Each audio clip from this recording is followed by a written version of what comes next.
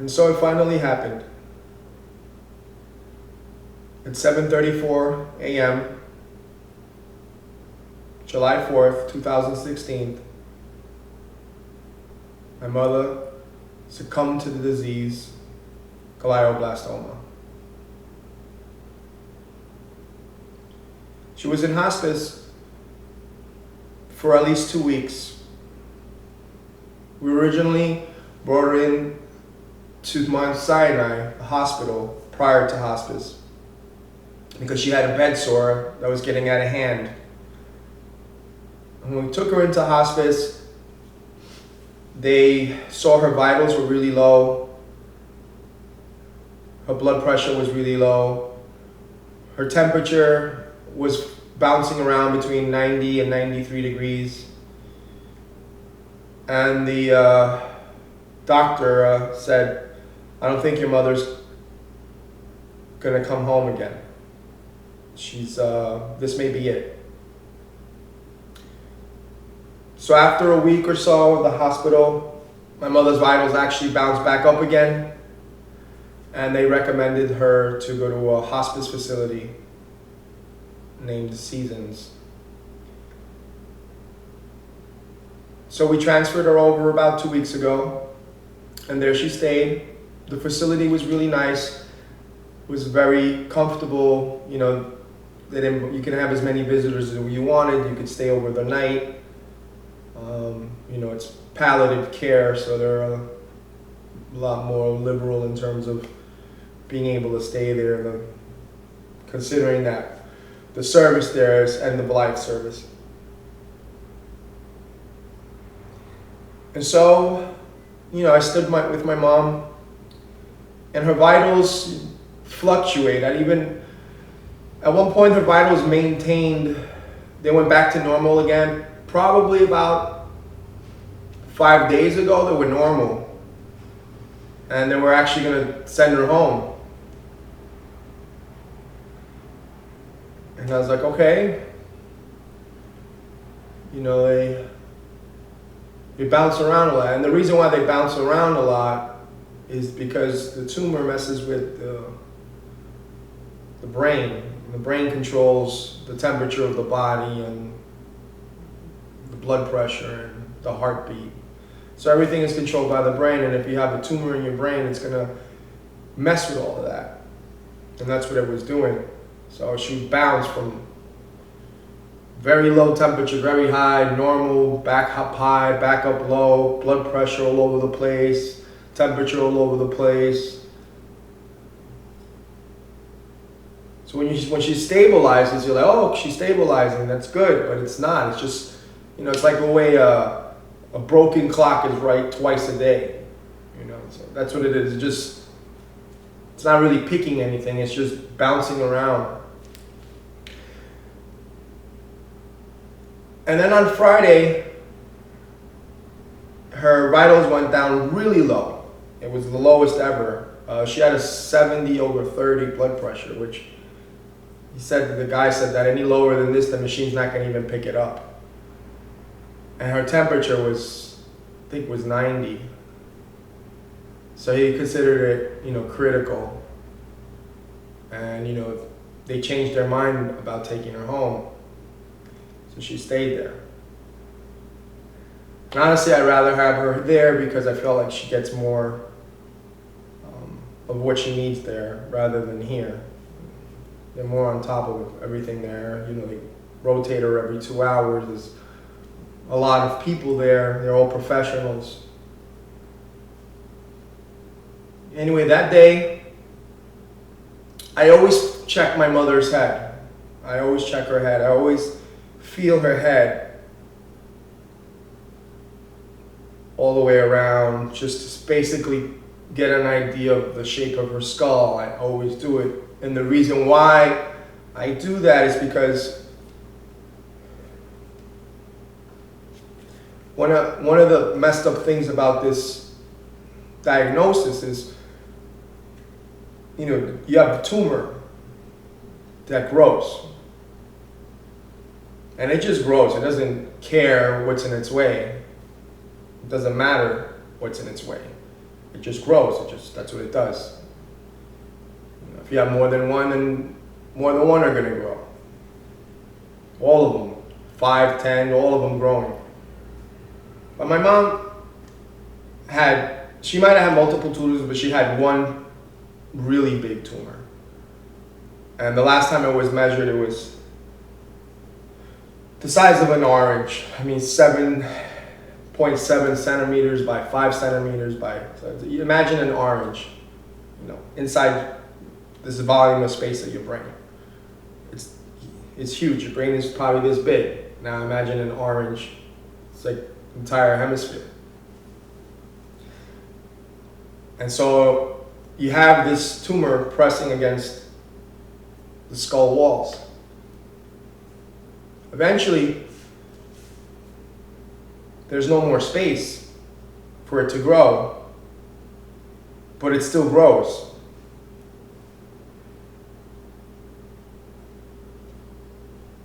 It still grows. It doesn't care. Eventually, it'll break through the skull wall. Because that's what it fucking does. And it did. And I felt it. Right here. Her whole head right here was being lifted. You could feel the separation. My mom. Another thing my mom was doing by Friday, she was moaning a lot. My mom, for the 6 to 8 weeks, or 12 weeks, well, April 6th was when she fell into this coma-like condition. So I think we're at 3 months. So yeah, 11, 12 weeks. She was generally quiet. I mean, other than her repeating the same thing over and over again prior to that, and even after that, you can hear her whispering it, which was llévame, llévame, mima, llévame, which means take me, mother, take me. She was generally quiet, and it looked like she was without pain. But the last few days, it wasn't like that. In the last few days, my mom had pain.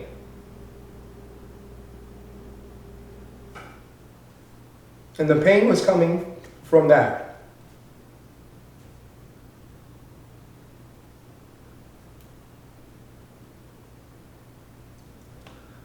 And because she doesn't have the ability to speak,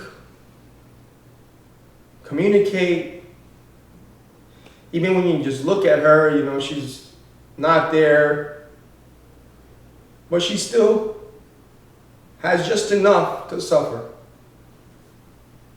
She had still just enough to feel pain. She had just enough to make her last few days of her life still fucking miserable. That's the reality of glioblastoma. The reality of brain cancer. The reality of this disease. It doesn't care. It does what it does. Your personhood means nothing to it. Nothing. It indiscriminately kills. Your religion, what you believe, your nationality, your race, your age. Who cares? It means nothing. You're Christian, you're Muslim, you're Hindu, Buddhist. Doesn't give a fuck. Doesn't give a fuck. It just does what it does. My mom was always a good person, her whole life. You ask anyone, how she used to take care of strangers, complete fucking strangers. Complete strangers, give them food, or water, or coffee. Are you hungry? And they'll look at her like, why is this lady offering me food? Because that's the way she was. And this is how life repays her. This is how she's repaid with this.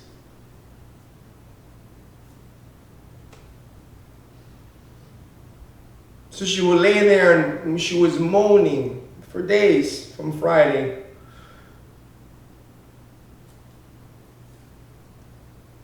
And when I discovered that on her skull, and I told them, look, you just put her on morphine. Morphine, nonstop. When it runs out, you give it to her again. You give it to her again before it runs out. You just keep giving her morphine. Okay? That's what you gotta do. Yeah, fucking simple. The easiest fucking job in the world. Right now, you don't even have to turn her, you don't have to do nothing. You give her morphine. You give her morphine for as long as it takes. And I'm gonna be right here making sure she gets her morphine.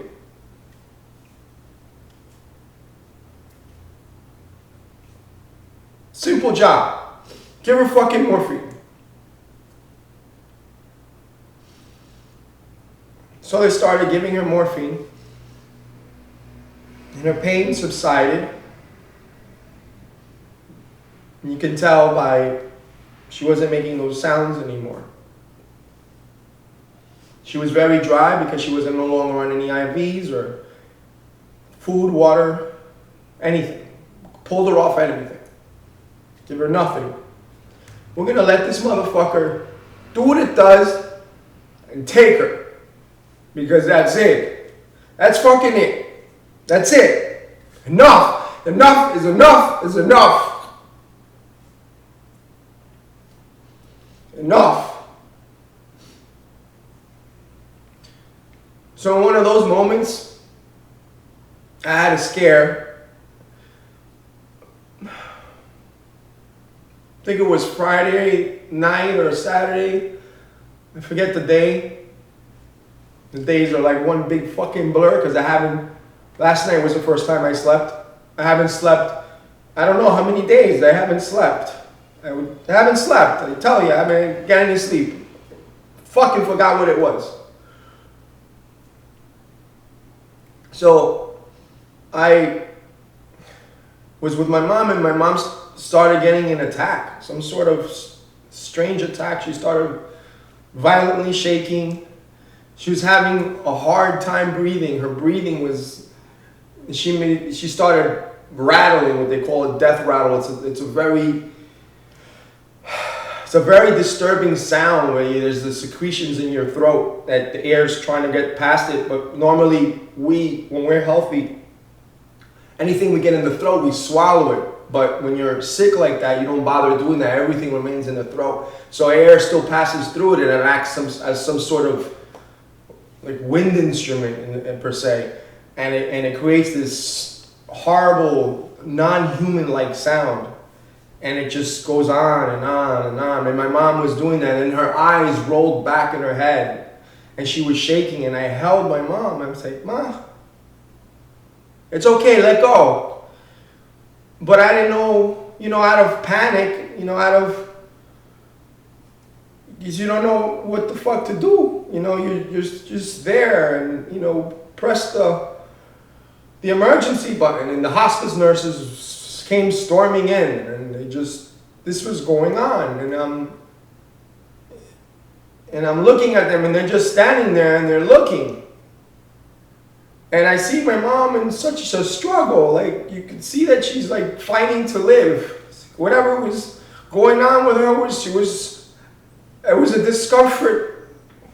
It was something out of a horror movie, like if you gave someone poison and their body reacted to that poison and they get convulsions and they're throwing up and just everything, their head's spinning and their eyes are rolling around in their eye sockets. My mom was bloated from the edema. And they're just standing there looking. And I'm looking at him and then he's like, "What do you want me to do? She's DNR."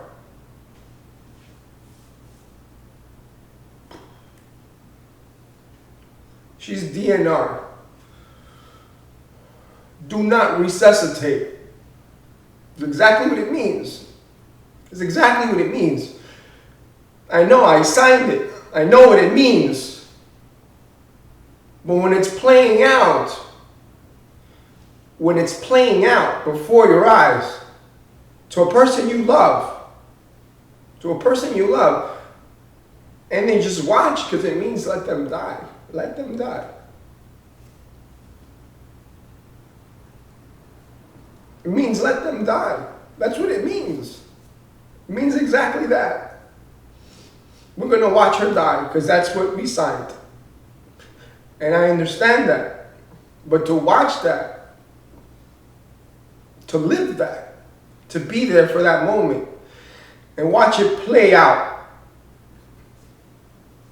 You know, a lot of things we think about, we throw off into the future, and you don't really think about them because they're not really things you want to think about. But when they actually play out, second by second, minute by minute, and everything just plays out, when reality finally plays out, when the script comes and the screenplay of that script is played out, it's a whole different ballgame. It's easy to sign, but not so easy to watch. Anyway, she had an attack and I thought she died because she just basically was doing all her convulsions and the sounds and everything, and then she just plopped back onto the bed. And I looked at her and she pretty much was motionless. I'm like, did she just die? Did she just die? He just looked at me, he wasn't sure. So he started grabbing her wrist and her neck and said, no, she still has a pulse.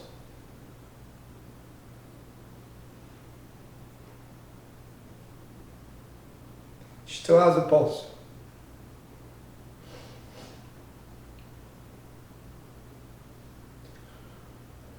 So, you know, I became, okay, this is it. This is maybe now in an hour or a day, but it's here. We're here. This is here on 4th of July Day weekend. It's going to happen in the next day or 2 hours. I don't know, but this is the beginning of the end. This is, everything in the past that led to, my mom, the hospice workers were doing, she's got 2 to 6 days to live. I think it happened 2 or 3 times, but it wasn't like this, like behavior like this. This wasn't going on. This was different. Death was at the door. It was at the door, and I knew it. So he tells me, I'm going to monitor her breathing. So he monitors her breathing, and he says she's at 20 respirations per minute. So what you do is you count them and you watch. As time goes by, you're going to notice that there's going to be less respirations per minute. And you're going to notice it's going to start dropping. And then it's going to start dropping quicker. That's when you know you're close.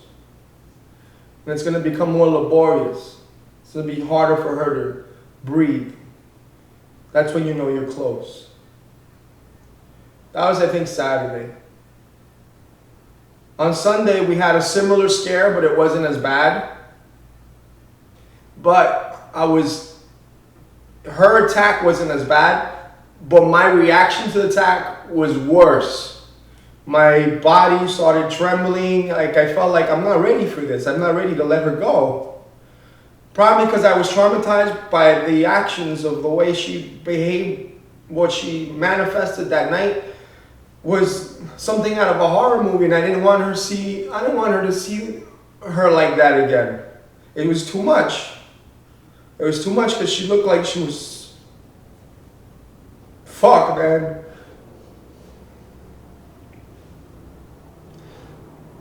So it happened one more time, but not as severe. But my reaction to it was worse. I was like, I'm not going to be able to handle this.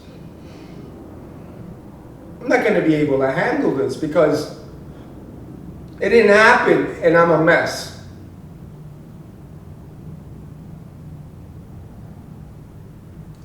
It didn't happen, and I'm a mess. So lastly, this was Sunday, and I was laying down and I was just watching my mom like a hawk, counting her breaths. Counting her fucking breaths. What has my life been reduced to me? To counting my mother's breaths. Fuck, man.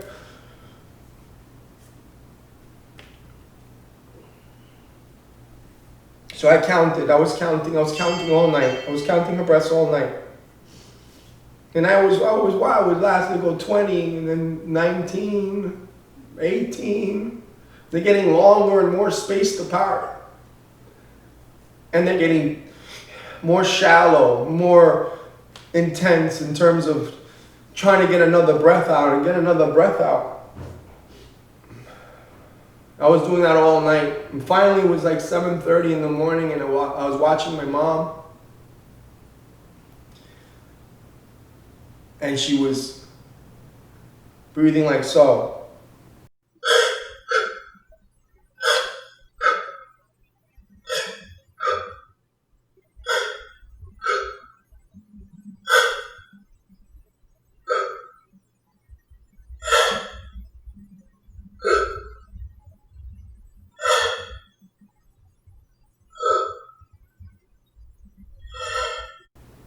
And so I noticed it was significantly dropping and her eyes were open. And I noticed it was dropping quickly. So I got up and I woke up my sisters. I woke up Tasha, I woke up Michelle. I'm like, come here. Come, mommy. And I could see Tasha's face, like she knew. I said, just come. So we walked over to our mom.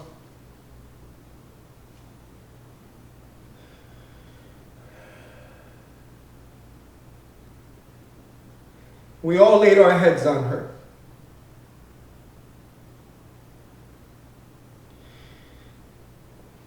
I held her hand and kissed her forehead. She was breathing. She was going.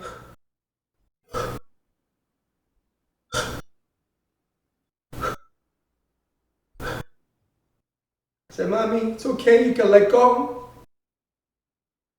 We're all here. We're all here.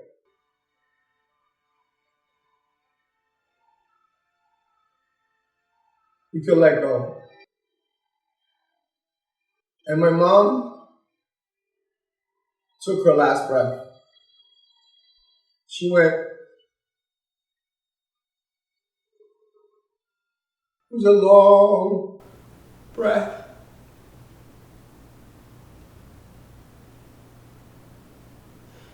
And she didn't draw any more breath in. Her chest sank. My sister was listening to her heartbeat.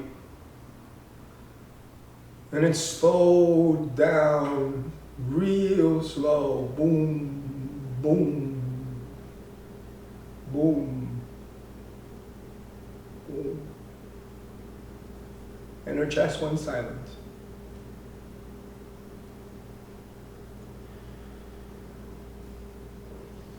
It was beautiful.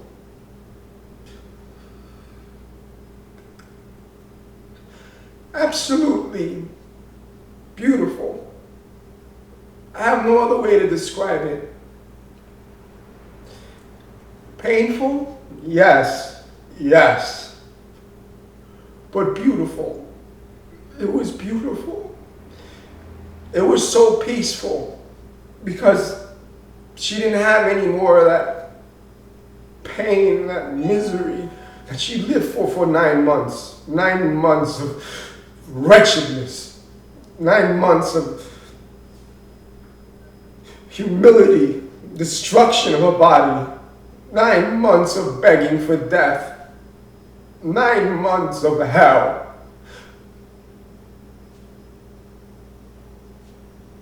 You will never understand glioblastoma unless you lived it, unless you witnessed it with your own eyes, which I hope you will never understand it. That's what I hope. No one, not one of you ever will understand glioblastoma. It is not something you would want to witness and not witness on a loved one. It is absolutely horrific what it does to a person, how it destroys them little by little, day by day, takes everything from them, everything, and ultimately it takes their life. It takes their life ultimately. The reality of glioblastoma is exactly as they say. The prognosis is exactly as they say. Listening to the doctors in the beginning were nothing short of being prophets.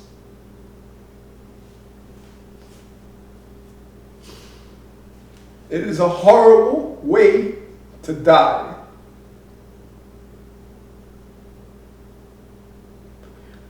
But her moment of death was beautiful. Absolutely beautiful, because she was released in that moment. In that moment, she was released of all the suffering.